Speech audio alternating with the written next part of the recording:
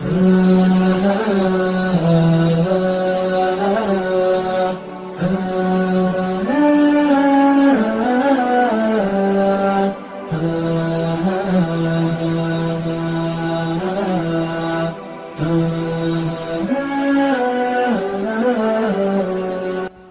सिहाब छोटू। मेरी बचपन की ख्वाहिश थी कि मैं पैदल हज पर जाऊं। मैं अल्हम्दुलिल्लाह अल्लाह का शुक्रिया अदा करता हूं। मेरी माँ की दुआ से अल्लाह ने मेरी ये तमन्ना पूरी की और मैंने सभी प्रक्रियाओं को पूरा किया। इंशाअल्लाह मैं जल्द ही अपनी मंजिल तक पहुंच जाऊंगा।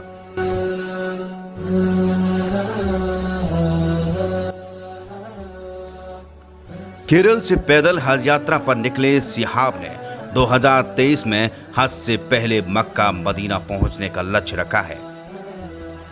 सिहाब केरल से निकलकर भारत के कई राज्यों से गुजरते हुए पाकिस्तान, ईरान, इराक, कुवैत और अंत में सऊदी अरब के पवित्र शहर मक्का पहुंचेंगे। सिहाब ने अपनी इस अनोखी पैदल यात्रा के बारे में उनकी तैयारी को लेकर कहते हुए कहा है, उन्हें तैयारी करने में करीब 6 महीने का समय लगा, क्योंकि अपनी यात्रा की परमिशन लेने के लिए दिल्ली में देश के असेंबली के चक्कर भी लगाने पड़े थे। देश के आखिरी छोर केरल के मलप्पुरम जिले के कोट्टकल के पास अठावनाड नामक इलाके के रहने वाले हैं। सिहाब जोखिम और तकलीफों से भरे लेकिन इस रूहानी सफर पर ऐसे दौर में निकले हैं जब सारी दुनिया में चहल पहल मची हुई है। फिर भी केरल के सिहाब छोटूर अल्लाह के घर को देखने के लिए अकेले ही पैदल चलकर 8,600 किलोमीटर से ज्यादा की दूरी तय करेंगे। सिहाब केरल से चलकर राजस्थान से पाकिस्तान, ईरान, इराक, कुवैत और सऊदी अरब जैसे देशों का सफर तय करते हुए 8 महीने बाद अगले साल तक मक्का पहुंचेंगे। 1 साल से सिहाब हज पर जाने की तैयारी में जुटे हुए थे।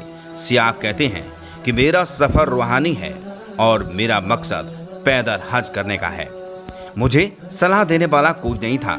मैंने सिर्फ लोगों के पैदल मक्का जाने के बारे में सुना था, लेकिन आज हिंदुस्तान में शायद ही कोई जिंदा इंसान मिले जो यहाँ से पैदल हज करने का अनुभव बता पाए। विदेश मंत्रालय के अधिकारी भी हैरान रह गए जब उन्हें मक्का जाने की इजाजत के लिए सिहाब की दरख्वास्त मिली। पहले तो उन्हें यह नहीं पता था कि इस मसले को कैसे संभाला जाए, क्योंकि उन्हें इससे पहले पैदल हज का कोई भी अनुभव नहीं था। आखिर विदेश मंत्रालय ने भी सिहाब के पैदल सफर को हरी झंडी दे ही दी। हज के लिए निकले सिहाब का कई जगहों पर हीरो की तरह स्वागत हुआ। कई ब्लॉगर्स भी उनकी यात्रा पर प्रचार कर रहे हैं, क्योंकि सिहाब 21वीं सदी में भारत से पैदल हज यात्रा करने वाले पहले इंसान हैं। दिन में कम से कम 25 किलोमीटर चलने वाले सिहाब हल्का सामान ले जा रहे हैं ताकि सफर में परेशानी ना हो। सिहाब कहते हैं कि अनजान इलाकों का सफर तो हिंदुस्तान छोड़ने के बाद ही शुरू होगा, जो बेहद ही मुश्किल है, जोखिम और तकलीफों से भरा होगा।